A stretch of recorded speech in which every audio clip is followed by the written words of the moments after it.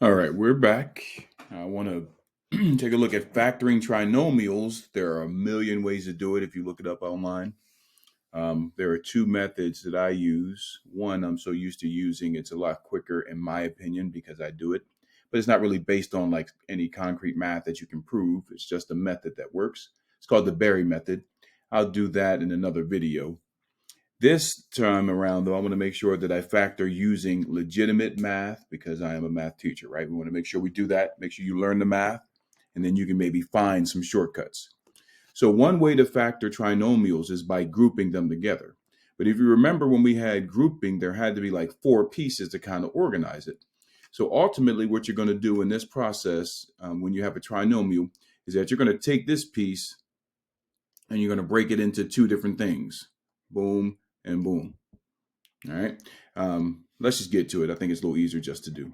All right. So in general, the process for factoring, though there will be a lot of different things that you'll see, a lot of different methods, ultimately, they will look at the idea of at some points multiplying a times c, or in other words, finding factors of a times c that add up to, in fact, let me write that, factors of a times c that sum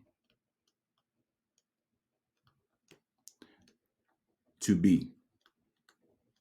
Now you're talking about a, b, and c. Now remember, when we have a quadratic, right, we do, the general or the standard form for that is ax squared plus bx plus c. You can go look at some other videos for that part. I just want to remind you of it. And so my first step in this thing will be to find factors of a times c that add up to b. And when I find those two factors, I'm going to break them apart. So let's do it. A times c is 2 times 6, a and c.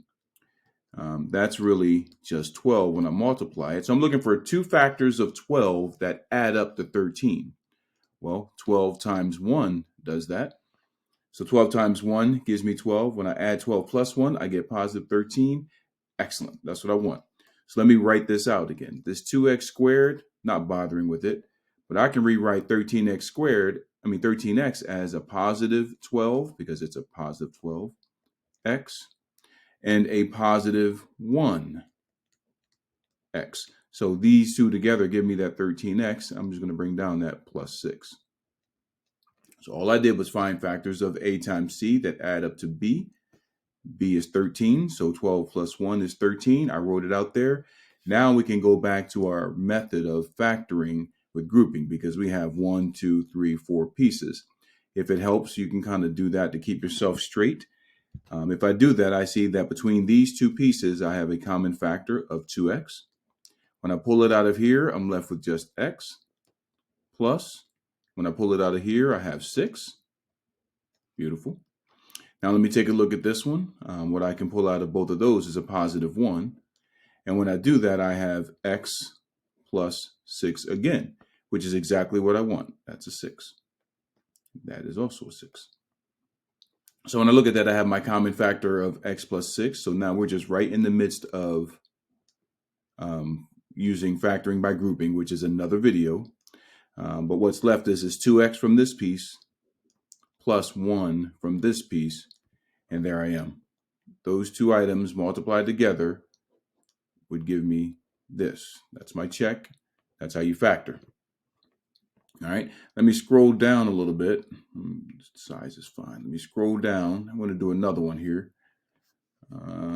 Let's try x squared minus 14x. So another example.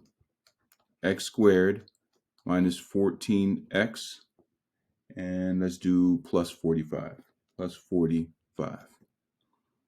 All right. Looking at that, I know it's a trinomial. We can't factor by grouping yet, but let's start off with a times c.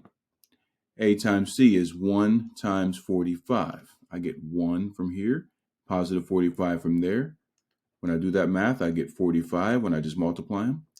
I need factors of 45 that add up to negative 14. Negative 14. All right, well, I know 9 and a 5 can get me 14 if I add them. but I'll need to get a negative 14. So if I add these two negatives, I'll get negative 14. But let me double check. I still need to be able to multiply them to get positive 45, and I can. So those are going to be my pieces. Let me rewrite this thing. So x squared, and then this will be able to be broken down into two different pieces. That's a negative 9x and a negative 5x. That came straight from these. And then let me bring down this plus 45 again. All right. You don't have to do this, but if it helps, just go ahead and take a look at those two things being separate. Sometimes you have to switch the order up to make it work, but we're good here. When I look at both of these, I get x from both. There's an x minus 9 from here. And when I look at these right here, I should take out a negative 5 because that'll give me a positive x, and then a negative times a negative will give me this positive. So it'll be a negative 9, which actually lines up with what I want. Those are the common factors.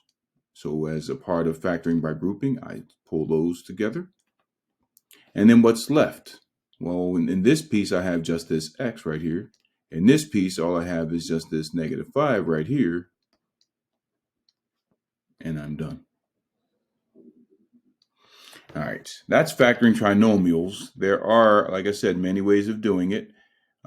This is just two quick examples of factoring.